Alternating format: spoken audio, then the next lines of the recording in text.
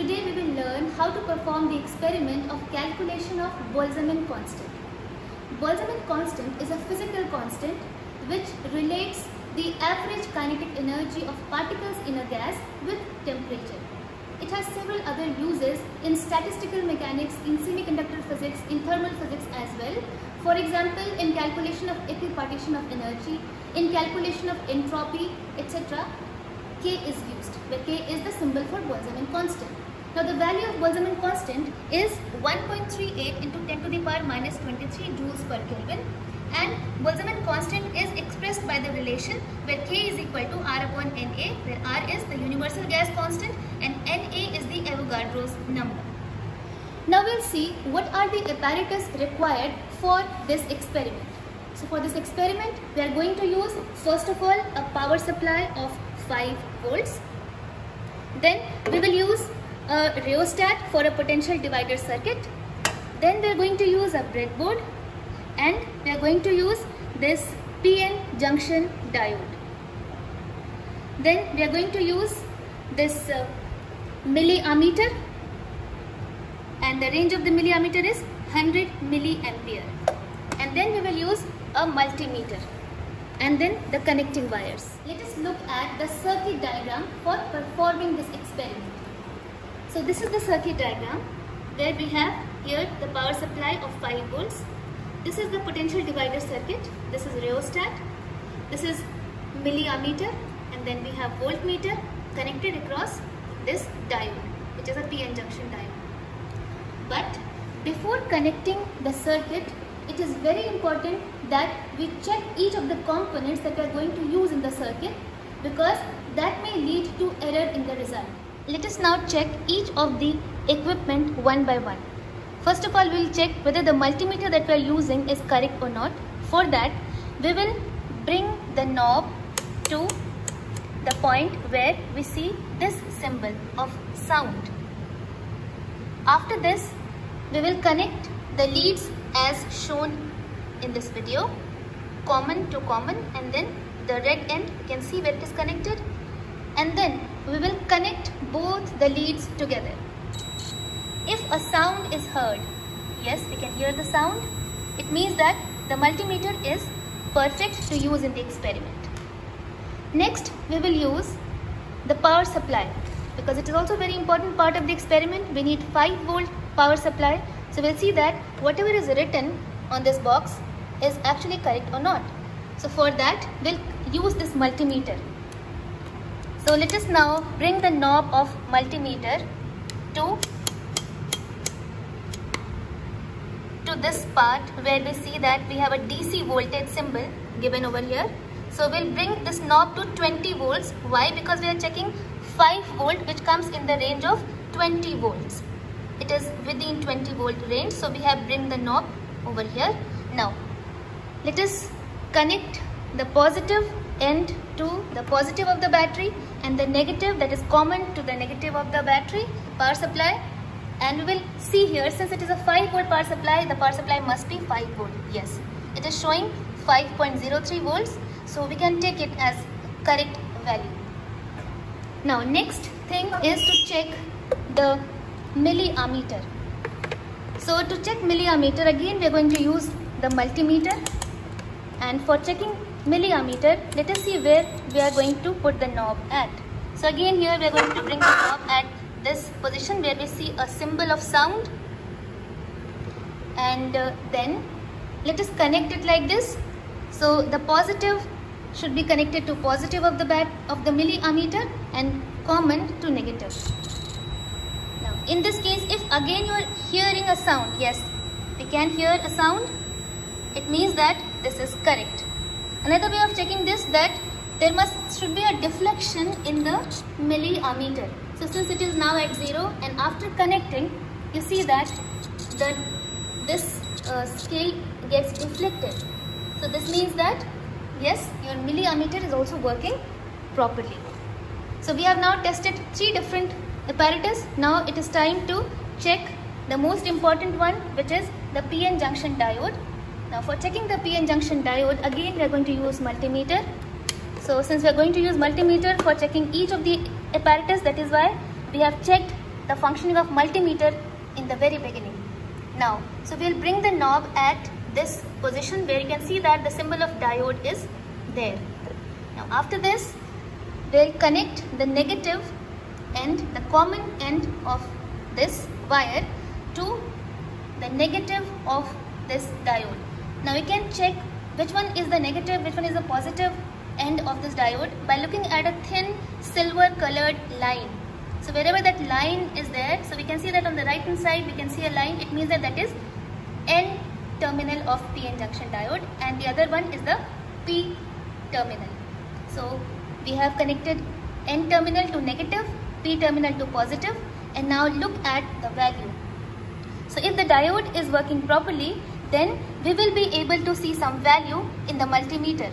So here we are able to see some value, it is displaying some value. It means that this diode is correct. Now we'll check in the reverse bias condition as well. So in that case, we will connect the positive to the negative and negative to positive. In that case, it should show no value or open circuit. So yes, it is, whatever value it is showing, it is actually resulting in open circuit. So that is why it means that here we have this diode which is working perfectly fine.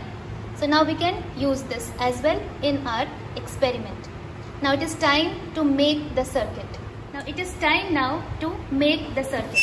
So for making the circuit, we will use this circuit diagram, and accordingly we will connect the components. So we have taken the power supply. So the positive end we are going to connect with one fixed end of this rheostat. Then the negative end we are going to connect with the other end of the rheostat.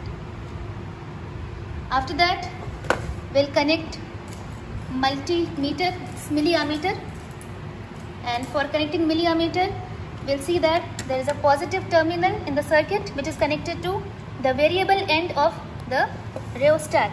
So we'll connect accordingly the positive terminal to the variable end of this rheostat. This is the variable end, and then we will connect this diode. So diode is connected to the negative terminal of milliammeter, and P type of the diode is connected to this negative terminal. So we will connect accordingly. So this is our diode which we have placed on the breadboard. See how it is placed on the breadboard. So this is the negative end, this is the positive end. So here we have connected the negative end of milliammeter to N side to the P side. We should connect to the P side. Negative to P side. So look here, this is the P side and this is the negative of milliammeter. Then we have another end which is the N side.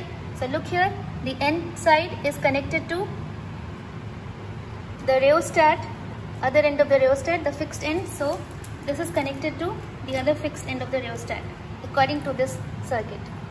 Now we have to connect the multimeter. So for this measurement of voltage, we are going to use a multimeter and we will connect the multimeter accordingly. So the positive, the P side of the PN junction diode will be connected to the positive and the N side will be connected to negative of the multimeter. So accordingly we will connect. So it is already connected.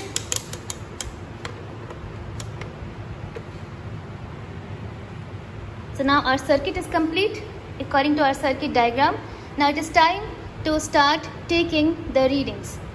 For taking the readings, what we will do, we have to change the voltage across this PN junction diode and then note down the corresponding current in the milliammeter.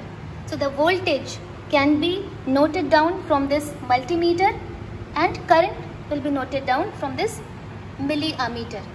For changing voltage, we have used this potential divider circuit which divides the whole potential of 5 volt into different parts as we move this variable end of this rheostat across the length of this.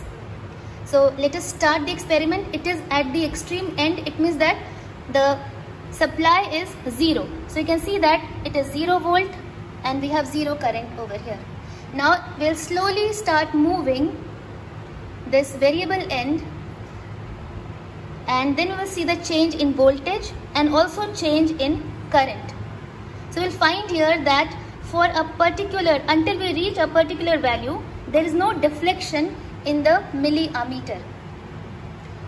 So you can see here that the value of current is changing very slowly, and here the voltage is reached to 0.67. Now look here, now the change in current is increasing rapidly. We can say that there is an exponential change in current with respect to the change in voltage. So here one thing is to be noted, we are not going to take the voltage more than 0.8, but we'll try and keep the range within 0.8 volts, and then we'll note down the corresponding current. So you can see here that at 0.75 or 76 volt, actually the value of current is very high. It is above 60 milliampere. So this way, with respect to voltage, we will keep on noting down the current, and then we have to plot a graph. Now let us see how to record the readings. For that, we bring this voltage to 0 by bringing this variable end to this extreme right. So here the voltage you can see is 0, and the corresponding current is also 0. Now we'll slowly start moving this towards left hand side, very slowly. So you can see that here the voltage is changing. So as soon as you start seeing the change in voltage, you can start noting that down. So for each change of voltage, initially the current will be 0, but after some time you would see that there is a slight increase in current. So you can note down each of the values slowly.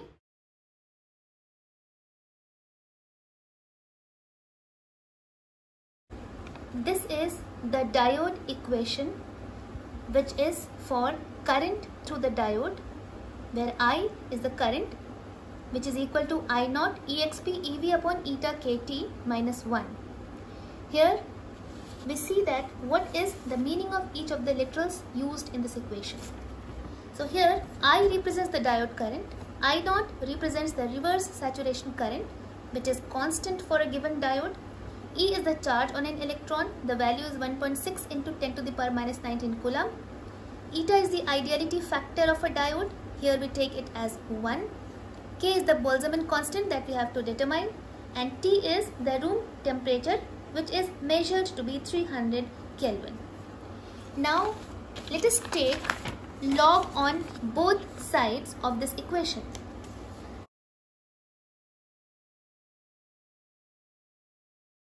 So taking log on both sides, we get log of 10 of I is equal to log of 10 of I naught plus EV upon eta kt into 2.303. Then here we can rearrange the same equation, and we will get an equation like this. Log of I is equal to E upon 2.303 eta kt in one bracket into V plus log base 10 of I naught. Look at this equation. This equation resembles the equation of a straight line, which is y is equal to mx plus c. Here, if a graph between y and x is plotted, it gives the slope as m, and the nature of the line will be straight line. It's a straight line graph. Similarly, here if a graph between log of I and v is plotted, then the slope of that straight line graph will give us slope, which is equal to E upon 2.303 eta kt. So we can here we see that the graph between log of I, v and v will be a straight line with slope m is equal to this given by the equation. So rearranging this equation, we get the value of k. Actually this is the expression for k, which is equal to E upon 2.303 into m into eta into t. Here our purpose is to find out the value of m, which is slope of the line, which will be a straight line of the graph between log of I and V voltage. So let us see the table, observation table. So in the observation table, we have to write down the serial number and the voltage, which is in volts. Current, since we are using here a milliammeter, so the current is in milliampere, and then we have to convert this current into ampere, which is the SI unit. So we get I, and then find out what is log of I and record the values. Here it's been told that we should not go beyond 0.8 volt. This is because while taking the reading, you must have observed that after certain value, when we reach near 2.7 volt, then suddenly the current rises to a large value. This is because this is a silicon diode that we are using, and for silicon diode the threshold value of voltage is 0.7 volts. So that is why when we reach this value, suddenly the current starts rising rapidly. That is why we should not go beyond 0.8 volt because it may damage the diode. Now the nature of the graph between log of I and voltage, it will give this as the graph. So you would get here the graph in the fourth quadrant of XY coordinate. And then you have to determine what is the slope of the graph. So we have plotted voltage in volts along x-axis and log of I along y-axis. The negative y-axis, this is the positive x-axis. The graph, straight line graph is this. So let us take two different points on this line and then drop a perpendicular like this. So we have now slope is equal to AC upon BC. So which is equal to M, that we have shown in the formula. So just we have to substitute for M and then we will get the value of K because E, eta, T are all known values.